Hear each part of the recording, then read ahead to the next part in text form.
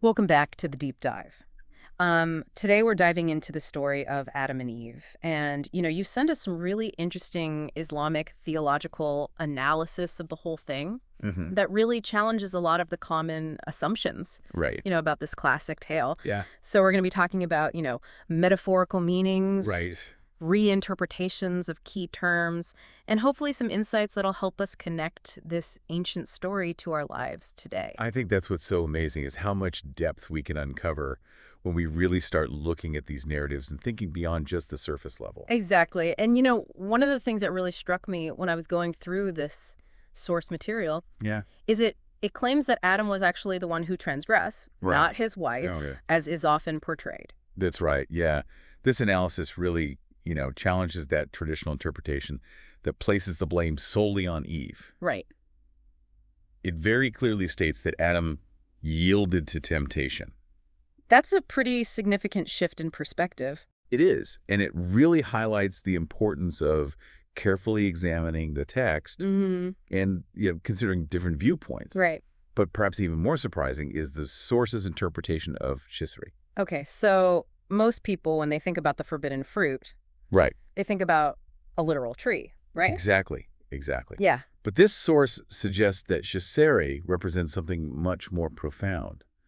Boundaries or limits set Mhm. by Allah.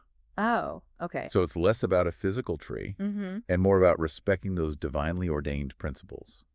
So instead of disobeying like a direct command, Right. the transgression was actually more about crossing those boundaries, those limits. Precisely. It's about pushing beyond what is permitted, Right. seeking something outside of those divinely set parameters. Yeah.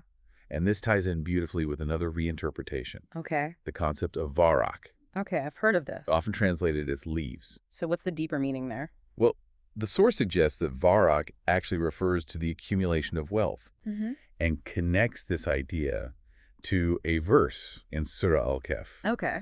that mentions silver coins.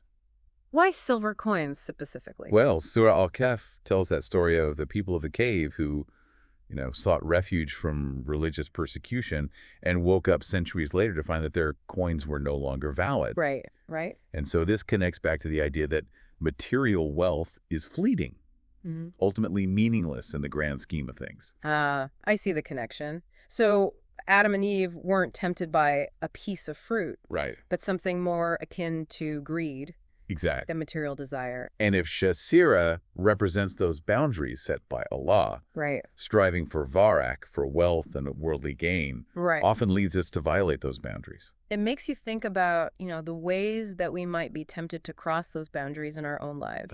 Do we prioritize financial success over ethical considerations? Right. Do we compromise our values for personal gain? Those are excellent questions. It really brings the story home, doesn't it? Yeah. And it also sets up another key point in this analysis. The interpretation of the word yasifani. Okay, so that's the word that's often translated as like covering up, right? Mhm. Like hiding their nakedness Yeah. after they realize their transgression. Yes, but the source suggests a more nuanced understanding. Okay. It argues that yasifani is not just about physically covering up, Right. but more about attempting to repair or dress up our wrongdoings. That's interesting. So it's not about simply hiding the mistake, Right. but more about trying to justify it, Exactly. make it seem less significant. It's like when we make excuses for our bad choices Right. or trying to rationalize our behavior instead of honestly facing the consequences. It's that classic, covering up versus owning up. Yeah. We've all been there. We've all been there. But how does this reinterpretation of Yasifani impact our understanding of the Adam and Eve story?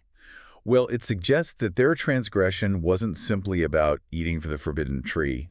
It was about their subsequent attempt to evade responsibility, Right. to dress up their wrongdoing instead of genuinely acknowledging it.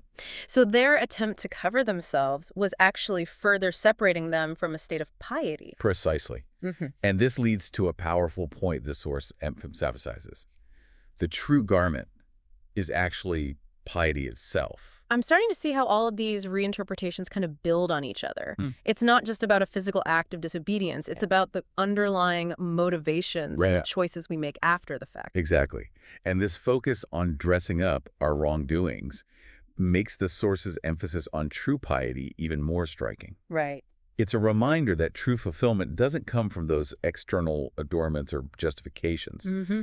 but from cultivating that inner state of righteousness. It's about cultivating that inner garment of righteousness. Exactly. And the source connects this idea to a verse in Surah Shem, Okay. where Allah inspires both corruption and piety Right. in humans. Mm-hmm. It suggests that we have the capacity for both, Right. and that choosing piety is an ongoing, Yeah. conscious effort. It's like we're constantly being presented with a choice Right. to lean into those base desires or to strive for something higher, Yeah. something more aligned with, those divine principles. It is a choice. And, this source's interpretation of the Adam and Eve story Mm-hmm. offers a profound reminder that the journey back to that state of piety Right. is always available to us. So even though they were expelled from the garden, Right. it's not about eternal damnation. Not at all. The source frames their expulsion as a natural consequence of their actions, Mm-hmm. but it emphasizes that they, and by extension all of humanity, Right. still have the potential to return to a state of grace. So that's a hopeful message, It is. but it also makes you think about, the consequences of our choices. Right. If we succumb to those temptations, if Okay. we prioritize, Verak over piety, Yeah. how does Well- that impact our own personal paradise, so to speak?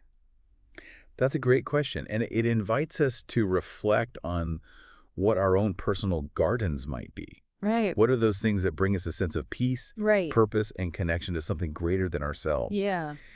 And what choices might lead us away from those things? And are we trying to dress up those choices with excuses and justifications, or are we honestly facing the consequences and trying to make amends? Right. It's like that internal struggle between wanting to appear righteous and actually embodying that righteousness. It is. And this source suggests that true piety isn't about outward appearances. Right. It's about that inner alignment with those divine principles, Right. which then manifests in our actions and choices. It reminds me of that saying, integrity is doing the right thing even when no one is watching. Mm-hmm. It's about that inner compass, Yeah. that commitment to living in accordance with our values. Precisely. Yeah. And its interpretation of the Adam and Eve story Mm. offers a framework for understanding that inner struggle. Mhm. It's not just an ancient myth. It's a reflection of the human condition, Right.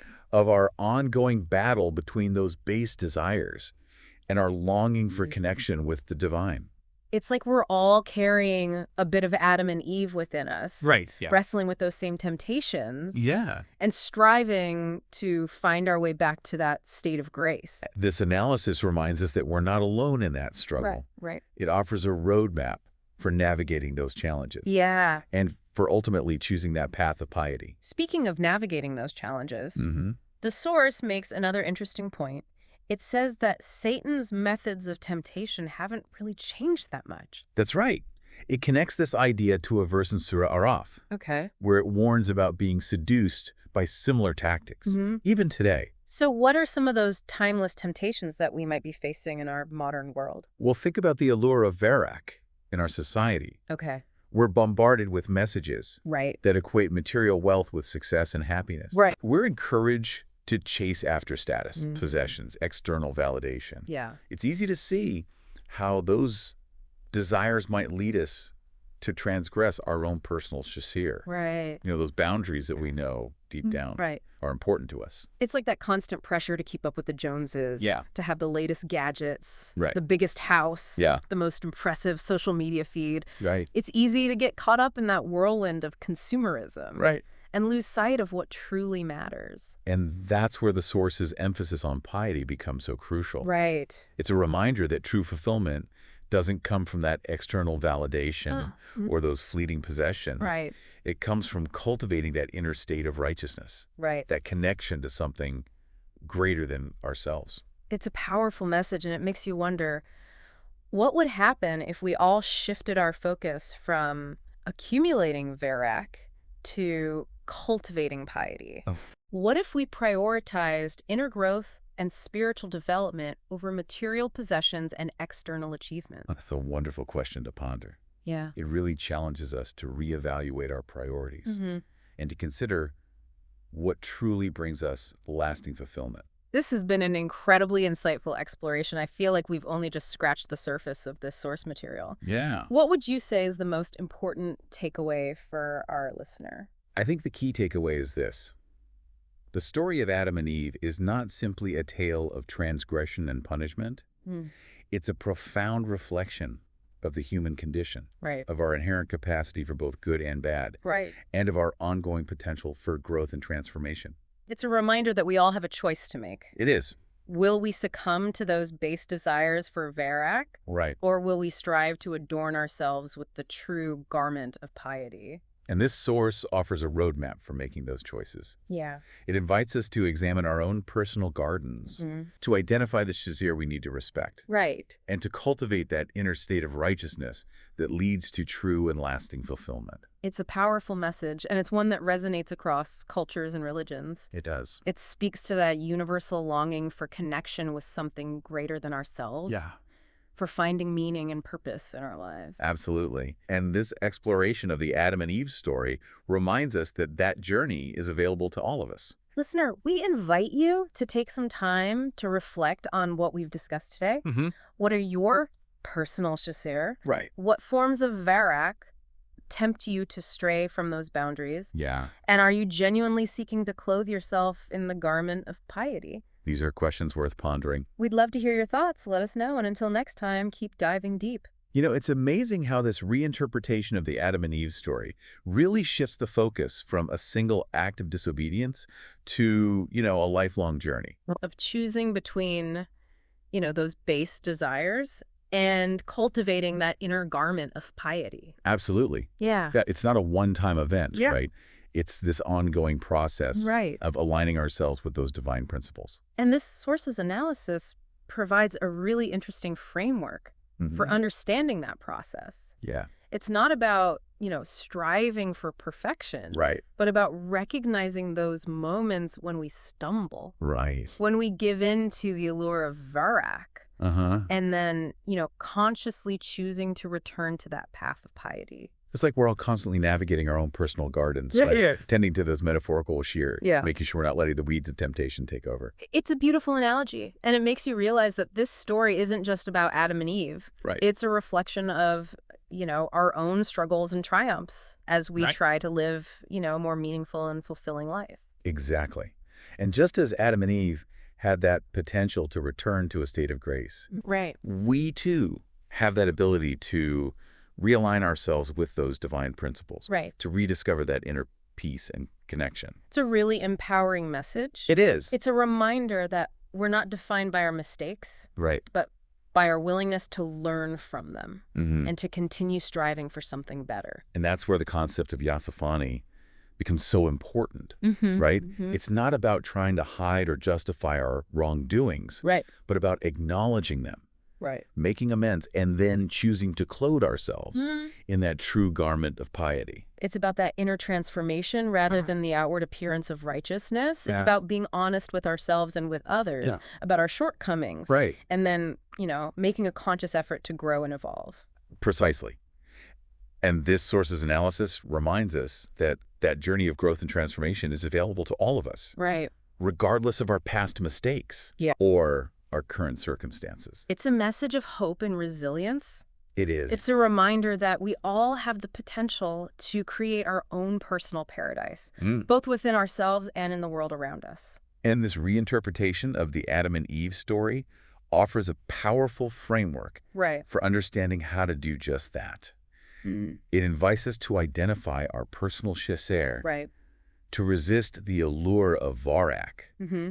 and to cultivate that inner garment of piety Mm-hmm. that leads to true and lasting fulfillment. Listener, we hope this deep dive has sparked some new insights and questions for you as well. Absolutely. It's been a fascinating exploration of an ancient story Right. that continues to hold deep relevance for our lives today. And remember, the journey of self-discovery and spiritual growth is ongoing. Right. There's always more to uncover, more to learn, and more ways to connect with that inner sense of peace and purpose. So keep exploring, keep questioning, and keep diving deep into the wisdom that surrounds us. Until next time.